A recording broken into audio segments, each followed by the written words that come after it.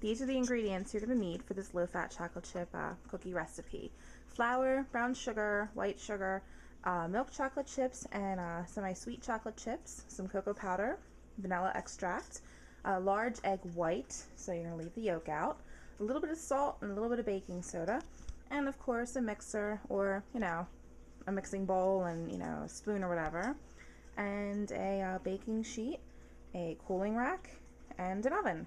So I'm going to go and get all these ingredients set up, and then I'll be back to walk you through this process, which will result in delicious chocolate chip cookies, which, by the way, I believe this recipe makes about a dozen. It's meant to be a small recipe just for 1 or 2 people, and the entire recipe has 1,420 calories and 166 grams of fat. And those numbers are pulled from the butter, the sugar, brown sugar, egg white, cocoa powder, and the chocolate chips. The flour and salt and baking soda, and even the extract are pretty much negligible, so, I didn't bother to calculate those. Alright, well, I will be back in a few minutes. I will talk to you soon. Hey everybody, me again. I just wanted to pop in real quick because I realized that the butter was missing. You need a little 1/4 of a cup there, half a stick worth. It was missing from the first time around because Ryan grabbed it and ran off with it, and the letter B magnet from our fridge, because B is for butter, and he knows that. So anyway, yeah, you do need butter for this recipe. There it is. Alright, see you soon. Bye. Hi everybody, I'm back. Alright, first thing you're going to notice is I set up all of the ingredients. Now, I normally don't do this, but, for demonstration purposes, I thought it would make things a lot easier and a lot quicker, so I'm not like, grabbing this and grabbing that and, just making a mess of things. Okay, so first thing you want to do is preheat your oven to 325 degrees. Get out a cooling rack, get out a decent sized cookie sheet, get a spoon or like a cookie scooper, to make your little formations with, or, use your hands. I've done that in the past too. Speaking of hands, wash your hands, ladies. You know how that goes. And then you're going to want a large wooden spoon or stirring spoon and a spatula. By the way, this is clean. I know it's like tinted orange. It's from tomato sauce, and I just cannot seem to get the orange out, even though I've scrubbed it a million times and soaked it and put it in the dishwasher. So yeah, it's clean. I promise. Okay, and your mixing bowl or mixer. So first thing you want to do is measure out 1/2 of a cup of white sugar. Okay, put that in your mixing bowl. Then you want to add in a 1/4 of a cup, a 1/4 of a cup of brown sugar, packed. Then you want to take 1/4 of a cup of butter, which is also half a stick, or 4 tablespoons. It can be salted or unsalted. I usually just use unsalted.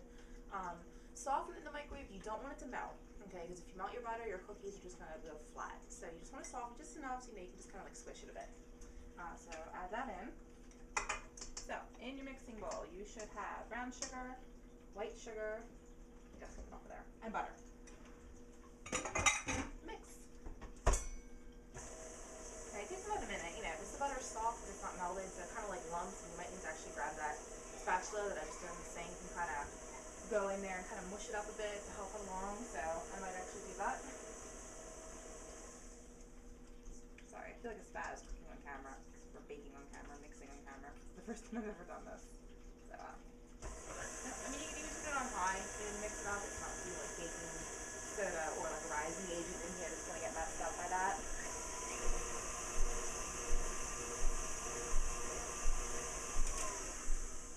Okay, so once you have that mixed up, I'm just going to show you this so you don't have to wonder if you're doing it properly. It is going to be, it's going to be moist, but it's going to be, like lumpy. Kind of like a really wet brown sugar. That's okay, because the next thing we're going to add is an egg white. Now, my husband showed me a really cool trick with the egg white.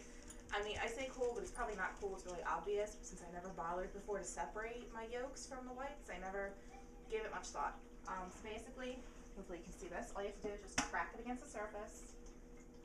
Get your 2 separate halves, and you would kind of go like that to separate the yolk, and then just keep pushing the yolk back and forth, between the 2 halves, so that you're dropping out the white, but keeping the yolk.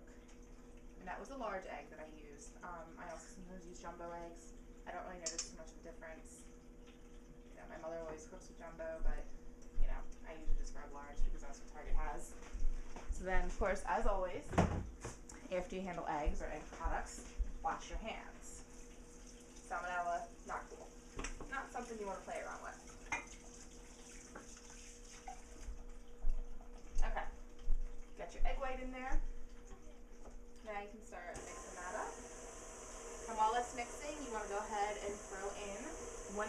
teaspoon of vanilla extract. If you're using imitation vanilla, you might want to up it to about a teaspoon and a half, just to get some extra flavor. But if you have real stuff, 1 teaspoon will suffice. And again, you can mix it a little faster if you just want to hurry up and get it in there. Now the egg white and the vanilla, this is actually pretty wet. It's got the consistency of, I don't know, it's not like regular cookie dough, but definitely thicker than like a pudding. So yeah, it's wet, you're good to go.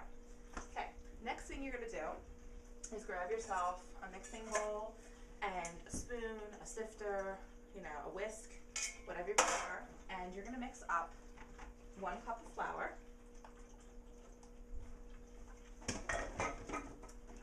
half of a teaspoon of baking soda,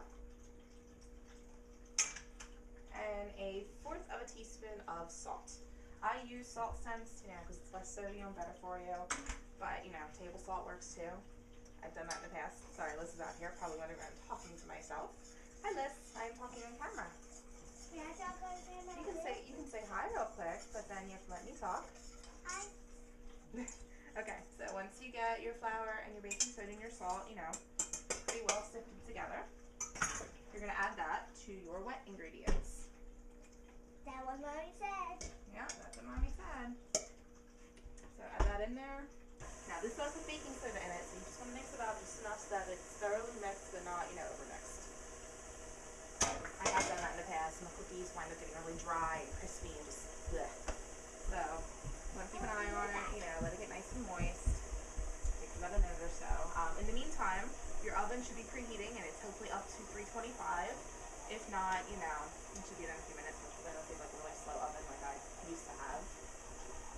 Okay.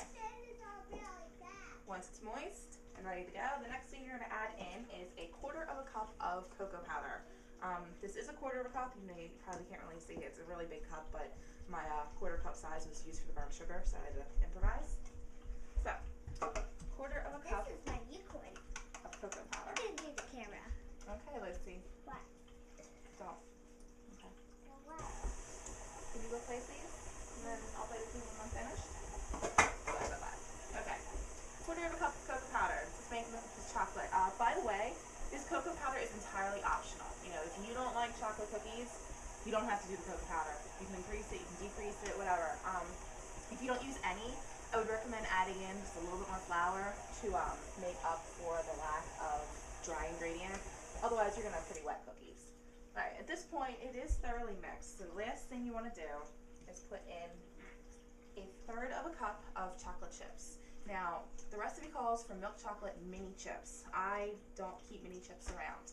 I use larger chips. So what I do is I make it a heaping 1/3 portion, and I mix in milk chocolate with the semi-sweet cookie, or chocolate chips, excuse me. Because it just tastes good having the mixture.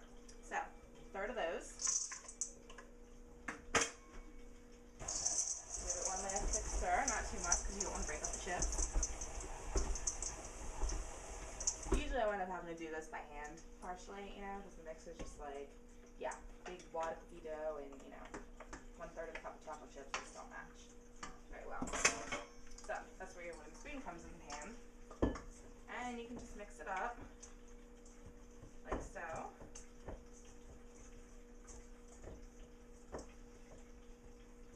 And ignoring the little smear of butter at the top of my mixing bowl because I'm an idiot,